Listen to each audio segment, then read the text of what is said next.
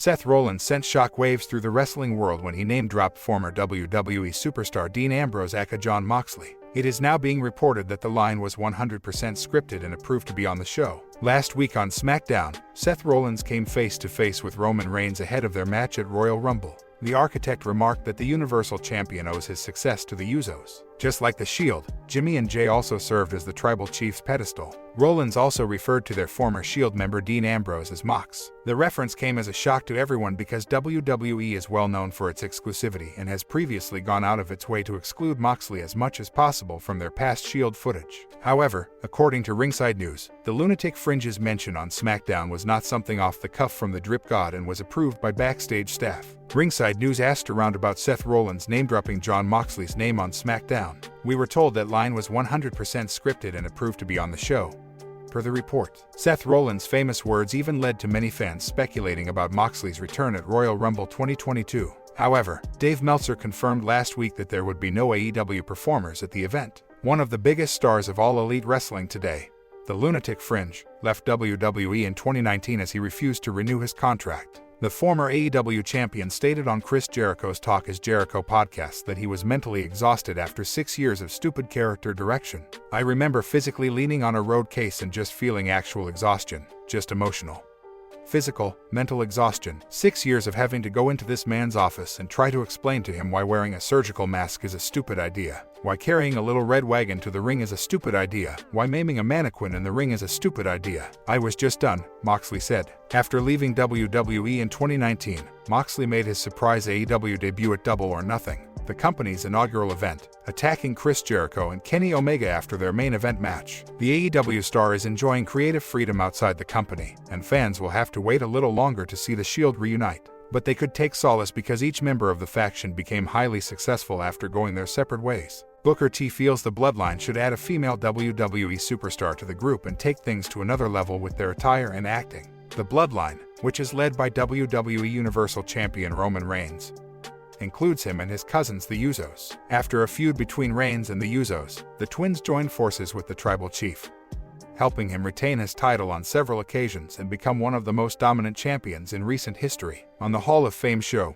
a fan asked Booker T about the Bloodline and if it's time to end the faction. The WWE Hall of Famer believes that the faction still has a lot to offer and believes that the addition of a female wrestler would be beneficial and make them more powerful. My thing is, with the Bloodline, you still got so much more you can add to it. I say, a female member could join in and make that thing more powerful, really making the Bloodline like a mafioso faction. These guys could really take this to another level from a dressing perspective, from an acting perspective, and an in-ring perspective as well, and adding that one extra to that mix as far as having a female member. Factions got to have longevity in order to be really called a faction, said Booker T. Cited examples such as the NWO and Four Horsemen, both of which had longevity and will be remembered for a long time. He contrasted that with the Main Event Mafia, a faction he was in during his spell at TNA, which he believes should have also been remembered by fans but wasn't because they didn't stay together for a long time. Booker T says former WWE SmackDown Women's Champion Naomi, who is married to Jimmy Uso,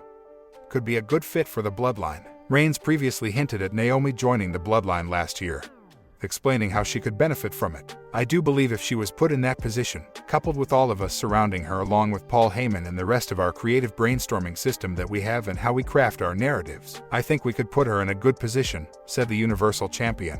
Paul Heyman is the only other person that has been a part of the Bloodline apart from Reigns and the Usos before he was kicked out of the faction by Reigns in December. Vince Russo is not a fan of Alexa Bliss' journey back to Raw. The former WWE head writer sat down with Dr. Chris Featherstone on this week's episode of Sportskeeda Wrestling's Legion of Raw to review the go-home episode of Monday Night Raw before the Royal Rumble. Russo detailed the problem with the segments featuring Alexa Bliss on Raw, saying that the storyline was not progressing through the segments. Russo also mentioned that the basic idea of good writing was that the story arc progressed every week, giving the audience a reason to tune in week after week. Here's what Russo had to say about this week's segment. Bro, here's the problem.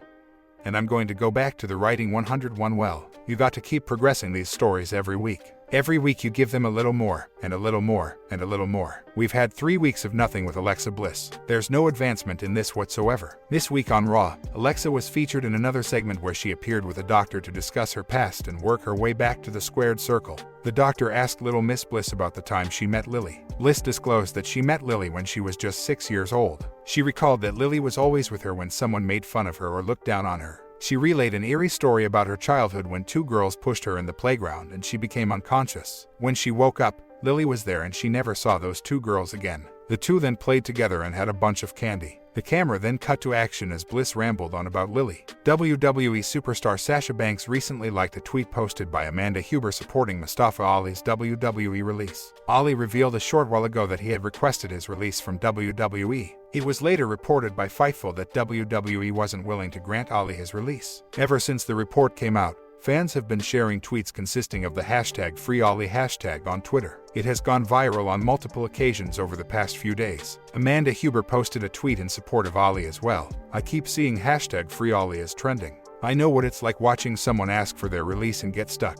I promise the future is ready for the amazing things that Ali WWE is going to do. It sucks it's delayed, but know we are rooting for you," wrote Huber. Fans may be aware that Brody Lee wasn't granted his WWE release for months on end as well back in 2019. Fans quickly noticed that the tweet had received a like from none other than former SmackDown Women's Champion Sasha Banks. Mustafa Ali believes he has put in his best efforts but won't be able to deliver his message while affiliated with Vince McMahon's company. "I have a message that is much bigger than my dreams in pro wrestling. Despite my best efforts, I will not be able to deliver this message while working with WWE. Therefore, I am requesting my release from WWE." So far, the consensus about Ali has been that WWE messed up his character. Many of his fans feel that he is incredibly talented and hasn't been used to his fullest potential yet. Ali's short-lived stint as the leader of Retribution didn't do him any favors as well, and the faction disbanded soon after. What do you think of Ali asking for his WWE release? Do you believe WWE will eventually grant him his release? Will more superstars come out in support of Ali in the near future? Sound off in the comments section. WWE is reportedly planning to have the returning Ronda Rousey wrestle Becky Lynch for the Raw Women's Championship at WrestleMania 38.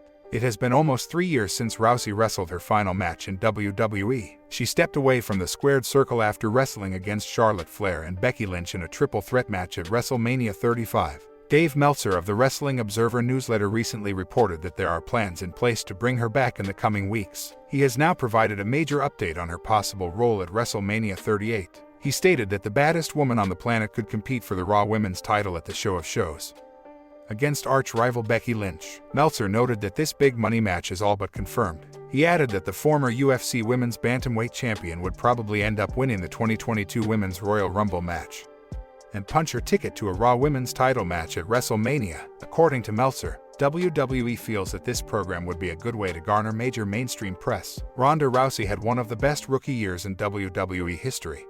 During her run in 2018-19, the former UFC star made an appearance at the 2018 Royal Rumble and kicked off a feud with Stephanie McMahon and Triple H. She teamed up with Kurt Angle in a winning effort against Stephanie and Triple H at WrestleMania 34. Rousey won the Raw Women's title at SummerSlam 2018 after defeating Alexa Bliss. She held the title until WrestleMania 35, where she competed in the first ever women's main event in WrestleMania history. Becky Lynch won the 2019 Women's Royal Rumble match earlier in the year, and Charlotte Flair was put into the mix on the road to WrestleMania. At WrestleMania, Becky Lynch defeated Ronda Rousey and Flair to win the Raw and SmackDown women's titles. Rousey went on a hiatus immediately after and hasn't stepped foot in the ring since. It should be noted that Lynch and Rousey have never faced each other in singles competition.